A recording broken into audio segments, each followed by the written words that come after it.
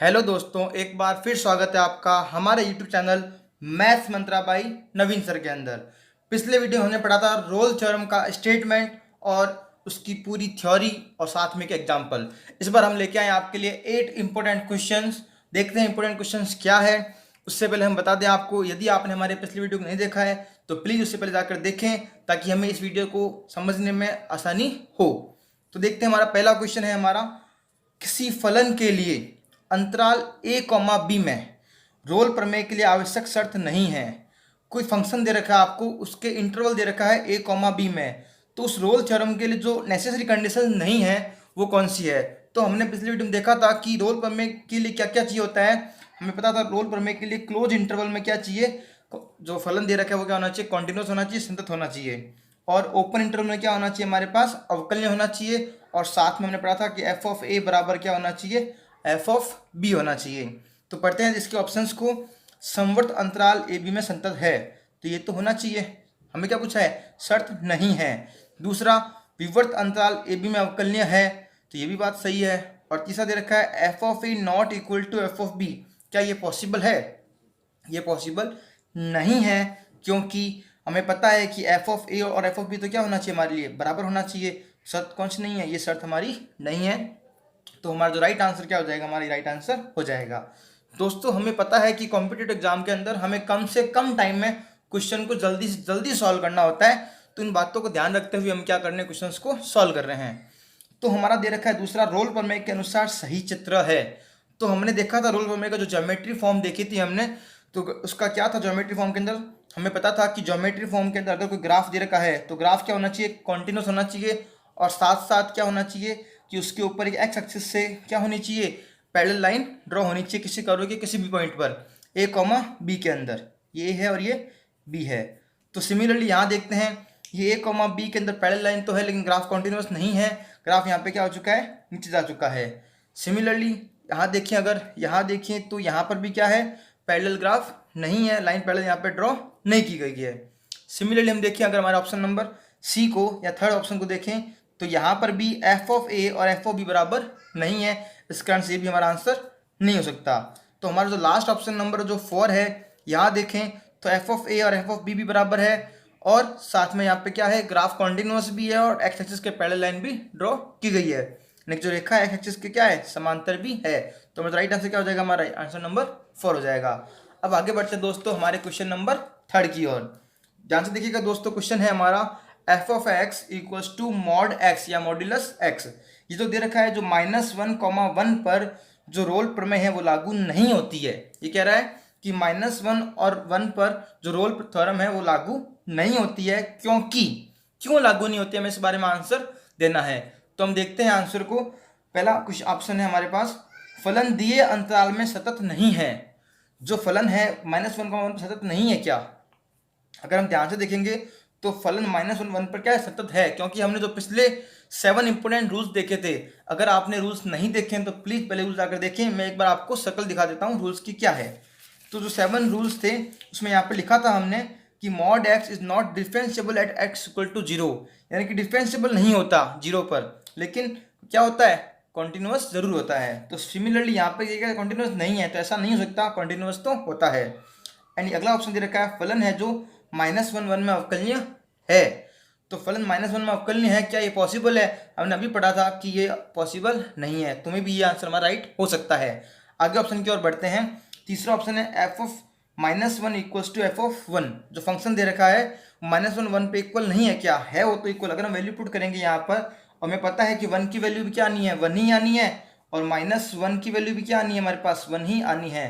तो दोनों कंडीशन में क्या आ रही है, 1 आ रही है। तो मतलब एफ ऑफ ए और एफ ऑफ बी क्या यहाँ पर इक्वल है। तो ये आंसर भी क्या हो जाएगा हमारा, रॉन्ग। और जो फोर्थ ऑप्शन है वो है अंतराल संवर्त नहीं है। अंतराल तो संवर्त है, अभी हमने पढ़ा था अवकलनीय नहीं है। तो हमारा जो राइट आंसर वो क्या हो जाएगा, हमारा ऑप्शन नंबर बी, यानी कि 2 नंबर आंसर क्या हो जाएगा हमारा राइट। बढ़ते हैं हमारे क्वेश्चन नंबर 4 की ओर। क्वेश्चन नंबर 4 को ध्यान से देखिएगा दोस्तों, हमें जितना जल्दी हो सके क्वेश्चंस को सॉल्व करना है। तो क्वेश्चन नंबर 4 है, the value of C in Rolle's theorem when. जो सी की वैल्यू निकालनी रोलेज थ्योरम के अंदर, मतलब रोलेज थ्योरम जब बोल दिया है इसने तो इसका मतलब रोलेज थ्योरम यहाँ पे क्या होगी, सेटिस्फाई तो करेगी। मतलब जो तीनों कंडीशंस है, कॉन्टिन्यूस होना, डिफरेंशिएबल होना और F of A equals to F of B होना, ये तो कंफर्म है। तो हमें पता था तीनों कंडीशन हमारी क्या हो जाती है, सेटिस्फाई हो जाती है। तो हमें पता है कि यहाँ पर क्या होगा, एक एफ डैश सी अवेलेबल होगा जिसकी वैल्यू क्या होगी, 0 होगी। ठीक है, तो अब हम बात करते हैं एफ डैश सी निकालते हैं। तो पहले हम क्या निकालते हैं, एफ डैश सी निकालते हैं। तो एफ डैश सी कैसे निकलता है आप सबको पता होगा, जो फंक्शन दे रखा है उसका क्या कर देंगे, हम अवकलन कर देंगे, लेकिन सी की टर्म के अंदर। तो डायरेक्ट करते हैं तो ये हो जाएगा, अवकलन करेंगे तो हो जाएगा 3 2 6x, फिर 5 2 10x, sorry 6x square minus 10x, और यहाँ हो जाएगा हमारे पास माइनस का 4। अब जब इसका अवकलन कर दिया है, हमें क्या करना है, इसको 0 के इक्वल प्रूफ करना है। तो क्या लिखेंगे यहाँ पर, 6x square minus 10x minus 4 is equals to 0। अब जब ये 0 के इक्वल हो गया तो हमें पता है कि इसकी क्या करना है, हमें इसके फैक्टर निकालने हैं, x की वैल्यूज निकालनी है। तो हमें पता है यहाँ पे 2 कॉमन आ रहा है, तो क्या बचेगा, 3x square minus 5x minus 2 is equals to 0। अब हम केवल ये 2 को डिवाइड में भेज देंगे तो क्या बचेगा हमारे पास, 3x square minus 5x minus 2 बचेगा। तो हम इसको सॉल्व करते हैं यहाँ पर। तो हमारे पास बचा है 3x square minus 5x minus 2 is equals to 0। अब हम क्या करते हैं, इसके फैक्टर निकालते हैं। देखते हैं फैक्टर क्या होंगे इसके, 3x square minus 6x plus 1x minus 2 is equals to 0। आपको फैक्टर निकालने आने चाहिए दोस्तों, इस बात का ध्यान रखें। तो अब क्या करेंगे, first two and last two में क्या लेंगे, कॉमन लेंगे, तो बचेगा हमारे पास 3x x minus 2 plus 1 x minus 2 is equals to 0। अब हमें पास x माइनस 2 और 3x प्लस 1 इक्वल्स टू 0। अब हमें या तो ये 0 होगा और या फिर ये 0 होगा, तभी ये पूरी वैल्यू क्या हो सकती है, 0 हो सकती है। तो एक बार मैं क्या करता हूँ, x माइनस 2 को 0 मान लेता हूँ, एक बार 3x प्लस 1 को क्या कर लेता हूँ, 0 मान लेता हूँ। तो यहाँ से x की वैल्यू हो जाएगी 2 और यहाँ से x की वैल्यू हो जाएगी हमारे पास माइनस 1/3। तो x की वैल्यू हमारे पास 2 आ चुकी है। तो x की वैल्यू हमें पता है किसके बीच में होनी चाहिए, जो C पॉइंट है वो किस में लाई करना चाहिए, 1/3 और 3 के बीच में लाई करना चाहिए। इस बात का हमें पता होना चाहिए। तो ये जो माइनस 1/3 तो नेगेटिव फॉर्म आ गई, तो 1/3 के बीच में लाई कर ही नहीं सकती। तो हमारा राइट आंसर क्या होगा, 2। तो हमारा ये ऑप्शन क्या हो जाएगा, राइट हो जाएगा। सिमिलरली दोस्तों हम सॉल्व करते हैं हमारा क्वेश्चन नंबर 5। क्वेश्चन नंबर 5 है हमारा, the value of C in Rolle's theorem for the function. जो वैल्यू निकालनी है किसकी निकालनी है, C की निकालनी है। तो सेम क्वेश्चन है दोस्तों, फंक्शन दे रखा है हमारा f of x is equals to x plus 1 upon e power x, और डिफाइंड कहाँ पर है वो फंक्शन, -1, 0 पर। तो सेम वर्क करना जैसे अभी हमने किया था, तीनों कंडीशन क्या होगी हमारे यहाँ पर सेटिस्फाई होने वाली है। तो हमें क्या करना, डायरेक्टली अवकलन करना है यहाँ पर, और क्वेश्चन के अंदर C की वैल्यू निकालनी है। तो अवकलन करते हैं दोस्तों, हमें क्या करना है यहाँ पर, एफ डैश एक्स निकालना है। एफ डैश एक्स में क्या करने वाले हम, एफ डैश एक्स निकालते हैं। तो हमें पता है ये u अपॉन वी की फॉर्म में है। कौन से फॉर्म में, u अपॉन वी की फॉर्म में है। तो हम थोड़ा इसको सॉल्व कर लेते हैं। तो फंक्शन जो है हमारा क्या बन जाएगा, तो हमारा जो फंक्शन है दोस्तों वो है हमारा F of x is equals to x plus 1 upon e power x. ठीक है, इसको सॉल्व करें तो क्या हो जाएगा, x square plus x upon e power x. हमें निकालना दोस्तों एफ ऑफ सी निकालते हैं पहले इससे। तो एफ ऑफ सी क्या हो जाएगा, सी स्क्वायर प्लस सी ई पावर सी। अब हम करते हैं इसका एफ डैश सी निकालते हैं। तो इसका अवकलन करेंगे तो यू अपॉन वी की फॉर्म में है, तो ध्यान से करेंगे दोस्तों। तो ई पावर सी का कर देंगे हम स्क्वायर। सिमिलरली ऊपर भी वही करेंगे। तो पहले कैसे करते हैं, फॉर्मूला क्या होता है हमारा अवकलन करने का, v को सेम रखा यानी कि e की पावर c को सेम रखा, और u का क्या कर देंगे हम अवकलन। ये हमारा u है और ये हमारा v है। तो करते हैं इसका अवकलन, तो हो जाएगा 2c प्लस 1 माइनस, इस बार क्या करेंगे, इस बार हम करने वाले हैं कि u को सेम रखने वाले हैं और v का करेंगे अवकलन। तो e की पावर c का अवकलन e की पावर c ही होता है। दोस्तों ये काम हमें जितना जल्दी हो सके उतना फास्ट करना है। मैं केवल और केवल आपको समझाने के लिए आराम से कर रहा हूँ। ठीक है दोस्तों, अब हमारे पास पता है कि e की पावर c यहाँ पे 2 टाइम्स है। तो इसको एक बार एज इट इज रखते हैं, और ऊपर कॉमन आ रहा है तो e की पावर c कॉमन रखेंगे। यहाँ क्या आ जाएगा हमारे पास 2c प्लस 1, और ब्रैकेट को जल्दी ओपन कर देते हैं साथ में ही, तो c स्क्वायर साइन चेंज हो जाएगा -c। ठीक है, अब e की पावर c यहाँ पे 2 टाइम्स था, तो 1 टाइम से ये क्या हो जाएगा, कैंसिल हो जाएगा, और जो ऊपर बचेगा हमारे पास बचेगा -c स्क्वायर। 2c में से एक c चला जाएगा, तो क्या बचेगा प्लस का c और प्लस का 1 इज इक्वल्स टू कुछ नहीं, यहाँ पे बचेगा e पावर c। हमें पता है ये हमारा जो आ गया है एफ डैश सी आ गया है, और इसमें किसको क्या रखना है, हमें 0 के इक्वल रखना है। तो जब हम जीरो के इक्वल लिखेंगे तो डिवाइड में था, इधर आके क्या हो जाएगा मल्टीप्लाई में, तो उसकी वैल्यू क्या हो जाएगी 0। अब हम इसको क्या करते हैं साइन चेंज कर लेते हैं सॉल्व करने के लिए। तो c square minus c minus 1 is equals to 0। Sign change हो जाएगा तो माइनस का हो जाएगा प्लस, प्लस का हो जाएगा माइनस और प्लस का हो जाएगा माइनस। अब हमें पता है हमें क्या करना है, इसका निकालना है रूट्स। तो इसके रूट्स कैसे निकालेंगे दोस्तों, तो इसके हम रूट्स निकालते हैं। तो इक्वेशन थी हमारे पास c square minus c minus 1 is equal to 0। हमें पता है ऐसा कोई फैक्टर नहीं मिल रहा है कि जो मल्टीप्लाई करने पर 1 आ जाए और माइनस करने पर भी क्या हो 1 हो। तो हम क्या करेंगे यहाँ पे क्वाड्रेटिक फॉर्मूला यूज करेंगे, जिसे हम श्रीधराचार्य फॉर्मूला भी कहते हैं। तो क्या होता है फॉर्मूला, ध्यान से देखिएगा दोस्तों, X is equals to minus B plus minus under root B square minus 4ac upon 2a। तो करते हैं दोस्तों, यहाँ पर सी में कन्फ्यूजन नहीं होना, ये हमारा इसका कॉफिशिएंट होता है a, इसका कॉफिशिएंट होता है हमारे पास b, और जो लास्ट कांस्टेंट टर्म होती है उसे कहते हैं हम c। दोनों सी को मेल मत करना दोस्तों, ध्यान से देखिएगा। तो -(-1) plus minus under root B का स्क्वायर यानी कि -1 का स्क्वायर -4 1 और c है हमारे पास -1 अपॉन 2 एंड 1। ये हो जाएगा हमारा प्लस का 1 प्लस माइनस 1 का स्क्वायर 1 और 4 1 जा 4, तो प्लस हो जाएगा माइनस माइनस की वजह से अपॉन में 2, तो 1 प्लस माइनस रूट 5 अपॉन 2। तो हमारे पास जो c की वैल्यू है वो आ चुकी है, हमारे पास जो c की वैल्यू है वो आ चुकी है। हमें इसको क्या बोलना है, c बोलना है। तो c की वैल्यू आ चुकी है हमारे पास। तो ऑप्शंस जो थे हमारे पास वो क्या थे, 0.5, 1 plus root 5 upon 2, 1 minus root 5 upon 2 and minus 0.5। तो देखिएगा दोस्तों, हमें पता है जो हमारा आंसर है वो किस में होना चाहिए, -1 से लेकर 0 की ओर होना चाहिए। और हमें पता है हमारा आंसर ये दो ही आए हैं, तो ये तो पॉसिबल भी नहीं है और ये भी बिल्कुल पॉसिबल नहीं है। तो या तो बी आने वाला और या सी आने वाला है। तो अगर हम थोड़ा सा ध्यान दें दोस्तों, हमें पता है कि √5 की जो वैल्यू होती है लगभग 2 के आसपास होती है, 2 के अप्रॉक्स होती है, क्योंकि √4 क्या होता है 2 होता है।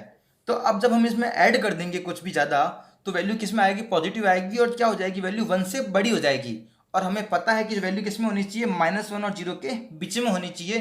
तो इसका मतलब जो आंसर आने वाला है वो 1 से बड़ा नहीं आने वाला है, 0 और -1 के बीच में ही रहने वाला है। तो आंसर क्या होगा दोस्तों, हमारा आंसर होगा जो सी, थर्ड वाला आंसर हमारा राइट होगा। अब आगे बढ़ते हैं दोस्तों हमारे क्वेश्चन नंबर 6 की ओर।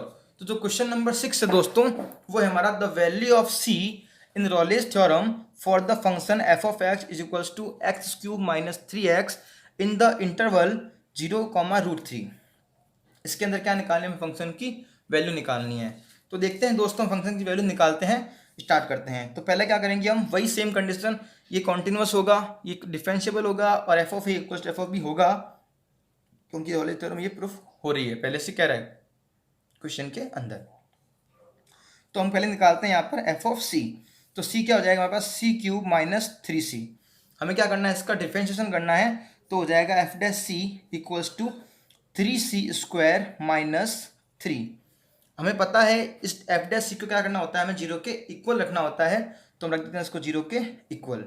तो जैसे ही हम इसको 0 के इक्वल रखेंगे तो इसके जो फैक्टर निकालते हैं तो क्या आएगा, 3 कॉमन आ जाएगा, बचेगा c² माइनस 1 इक्वल्स टू 0।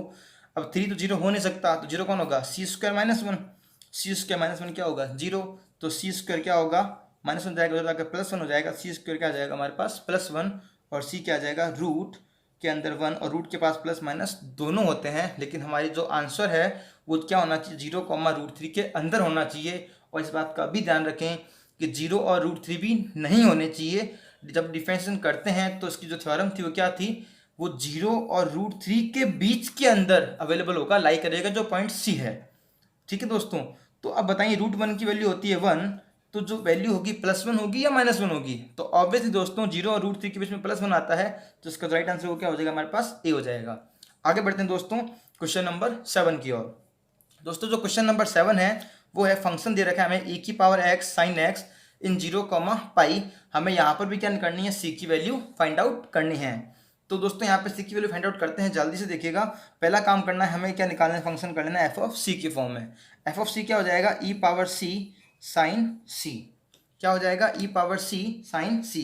अब हमें क्या करना है, इसका अवकलन करना है, और फंक्शन जो है uv की फॉर्म में है तो हमें इस अकॉर्डिंग ही करना है। तो फंक्शन इसका अवकलन करते हैं, एफ डैश सी निकालते हैं। तो uv की फॉर्म में कैसे करते हैं, पहले u रखते हैं यहाँ पर e⁻c और इसका कर देंगे अवकलन, क्या हो जाएगा cos c, फिर प्लस, फिर साइन सी को एज इट इज रखेंगे, इसका कर देंगे अवकलन। तो e⁻c का अवकलन क्या होता है, e⁻c ही होता है। अब इस क्या कर देना है, इसको मुझे 0 के इक्वल रख देना है। तो रखते हैं 0 के इक्वल। अब हमारे पास e की पावर c क्या आ जाएगा कॉमन, अंदर बचेगा sine c plus cos c is equals to 0। आप ऐसा भी कह सकते हैं कि cos c plus sine c, बच्चे एक ही बात है, कोई फर्क नहीं पड़ने वाला है, इस बात का ध्यान रखें।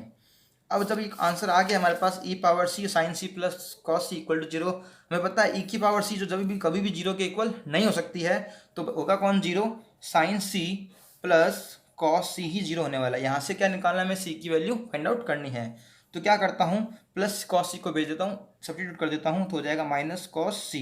अब इसको वापस डिवाइड में लेके आता हूँ, तो हो जाएगा हमारे पास sine c upon cos c is equals to -1। अब हमें पता है दोस्तों कि ये साइन अपॉन कॉस होता है tan, तो tan c is equals to -1। अब क्या करना है, हमें c की वैल्यू निकालनी है। हमें पता होगा कि tan के अंदर 1 वैल्यू किसकी होती है, तो tan के अंदर 1 वैल्यू होती है वैसे तो tan 45 की, लेकिन हमें क्वेश्चन रेडियन में निकालना है, तो हो जाएगा tan पाई 4। अब हमें पता है कि यहाँ पे इससे भी पार नहीं पड़ने वाली है, हमें जो आंसर निकालना है वो किस में होना चाहिए, हमारे पास 0, पाई के बीच में। क्या होना चाहिए, 0, पाई के बीच में।